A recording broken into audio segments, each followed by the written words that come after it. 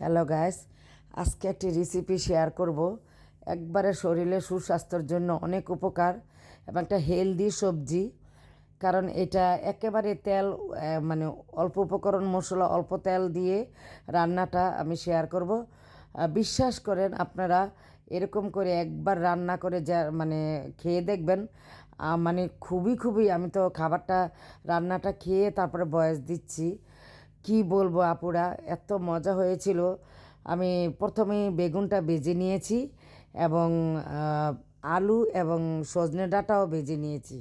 তো আলু সজনে ডাঁটা আর বেগুন দিয়ে আমি সবজিটা রান্না করব। তো পাঁচফোড়ন দিয়ে একটি তেজপাতা ফালি করে দিয়েছি। এখানে কিন্তু কোনো পেঁয়াজের কুচি দিব না। তো এই যে আমি সজনে ডাঁটাগুলি খুব সুন্দর করে আগেই কিন্তু ভেজে নিয়েছি। আর যেটা ভেজে নিয়েছি সেটা কিন্তু আমি দেখালাম না, কারণ যদি দেখাতে যাই আমি মানে আগে ভেজে নিয়েছি সেটা এখন অ্যাড করে দিচ্ছি।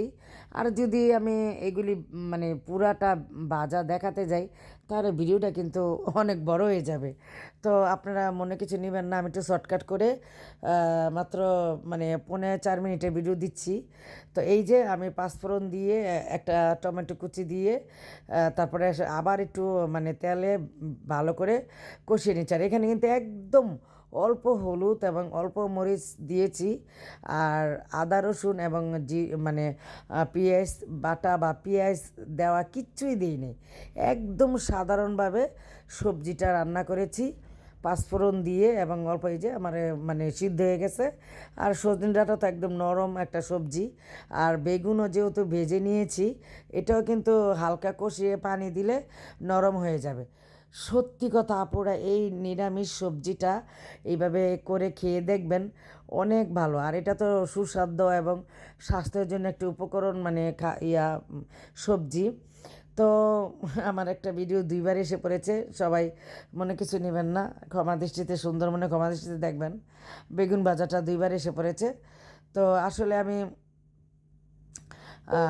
কি বলবো, আমি তো নতুন, আমি এত পুরান আপুদের মতন দ্রুত কথা বলতে পারি না। আমার কথা বলতে গেলে আমি ভয়েস দিতে গেলে খুব ভয় ভয় কাজ করে। আর কি বলবো বুঝে উঠতে পারি না, আবার গুছিয়েও কথা সুন্দর করে বলতে পারি না আপুদের মতন। অনেক আপুরা দেখি বড় বড় ভিডিও দেয়, কত সুন্দর করে গুছিয়ে কথা বলে, আবার ভিডিওটাও খুব সুন্দর করে করে। যাই হোক, আমি যেহেতু নতুন, করতে করতে শিখে যাব। তো সবাই আমার পাশে থাকবেন, আমার জন্য দোয়া করবেন। আর আমি যেন সুন্দর করে সব আপুদের মতন সুন্দর করে ভিডিও করতে পারি। এই যে সিদ্ধ হয়ে গেছে। আর আসলে আমি এত গরম পড়েছে, আমি বিয়ের অনুষ্ঠানে গিয়েছিলাম, ওইখানে অনেক ঠান্ডা কোক খাইছি, আইসক্রিম খাইছি। তা আমার গলার কণ্ঠটা পুরো মানে ভেঙে গেছে। তো সবাই কিন্তু সুন্দরবনে ক্ষমা দৃষ্টিতে পুরো ভিডিওটা দেখবেন। আর এই যে আমি দুইটা কাঁচামরিচ মানে পাকা আদা পাকা কাঁচা আর ধনিয়া পাতা দিয়ে দিয়েছি। আর গরমেই আমি ঢেকে রাখবো, সিদ্ধ হয়ে যাবে কিন্তু। আপুরা ভাইয়ারা একদম কি বলবো, টাচ মি। আমি দুইটা সবজি করেছি, মানে একটা করেছি আপনার ভাইয়ার জন্য আর মাছ দিয়ে, আর একটা করেছি খালি মানে সবজি, মানে নিরামিষ আর কি সবজি করেছি। আর এখানে 2 পদের মাছ দিয়ে আমি এটা করেছি আপনার ভাইয়ার জন্য।